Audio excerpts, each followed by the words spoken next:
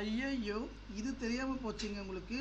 தொலைஞ்சு போன RC book, 2 wheeler 4 wheeler, car, tractor, JCB, auto நம்ம ஒரு நிமிஷத்தில் வந்து எடுத்துக்கலாங்க. தொலைஞ்சு போன ஃபேன் கார்டு ஆகட்டும், ஓட்டர் ஐடி நம்பர் மட்டும் இருந்தாங்க போதுங்க, வீட்டுக்கே வர பண்ணிக்கிறோம்.